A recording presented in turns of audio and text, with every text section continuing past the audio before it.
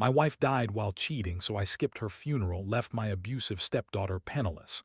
Hello everyone. Dear listeners, please share your thoughts in the comments section below. And don't forget to like, share, and subscribe. Now let's begin the video. Using a throwaway for obvious reasons with certain specifics modified to preserve anonymity. My wife died while she was cheating on me.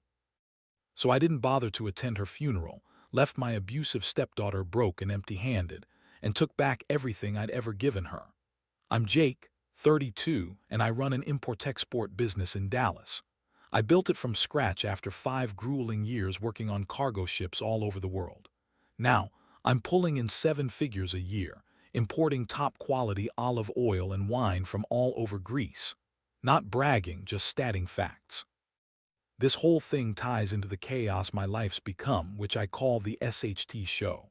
6 years ago, I met Lisa at a wine expo in Chicago. She was 35, a marketing director for a luxury hotel chain and stunning beyond words. A woman who turns heads without trying. She approached my booth, complimented my selection of Italian wines, and we ended up talking for 3 hours straight. She was sharp, funny, and genuinely interested in my business philosophy, though I ignored red flags like an idiot. She mentioned her messy divorce and how she was starting afresh in Dallas, but her eyes had this hypnotic pull, and I was thinking with my other head. She had a 14-year-old daughter, Sarah. When Lisa introduced us, Sarah barely looked up from her phone. Whatever, I thought. Teenagers, right? We dated for 8 months. Lisa pushed hard for commitment, subtle hints about stability for Sarah and how her ex had been unreliable with child support.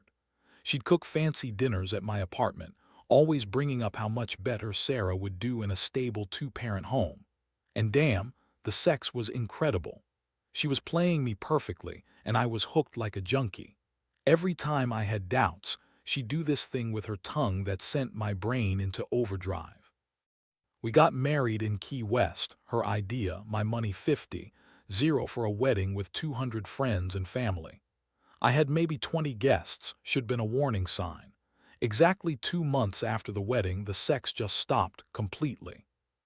Not slowed down, just gone. Suddenly, she was exhausted from work, had migraines, or claimed she was worried about Sarah overhearing us. We went from daily intimacy to maybe once a month, and even then like she was doing me a favor. Meanwhile, Sarah turned into a monster the moment the ring was on her mom's finger. She'd barge into my home office mid-call, blasting music. Spill wine on my laptop, steal money from my wallet. When I called her out, she'd claim I promised her the cash and run crying to Lisa. Lisa's response was always the same. She's traumatized from the divorce. You gotta be patient. You're the adult here. F of that. I saw I was being played, but I kept telling myself it'd get better. I paid for everything, the private school, therapy twice a week where she apparently spent all her sessions calling me an idiot, designer clothes, latest iPhones, trips to Mexico with her friends, all on my dime. 3 years ago, Lisa started working late. In the hotel biz, she said, important clients from Dubai and Russia needed entertainment. I wasn't stupid. I knew what entertainment usually meant in that world, but she always came. Home had receipts, colleagues to vouch. Then came the girls' trips, once a month, usually to beaches and clubs in Crete, Athens. Always exhausted but refreshed, always with a new set of lingerie I never got to see her wear. That's when I stopped playing the victim. Last month, I finally did what I should done years ago. I hired a private investigator. Best €5, €0 I've ever spent. His name was personal trainer at a local gym I never even heard of, Olympic Fitness in 28, former military guy, basically a Greek god after CrossFit, and he had photos. Hotels in, not even far enough for her to be discreet. The girls' trips. She'd meet him at the airport, drive to some resort, late nights at his place. It's been a year she's been effing him for that long. But here's the crazy part, I hadn't confronted her yet. Why? Because I've been busy. While she was screwing, I was moving my assets out of reach.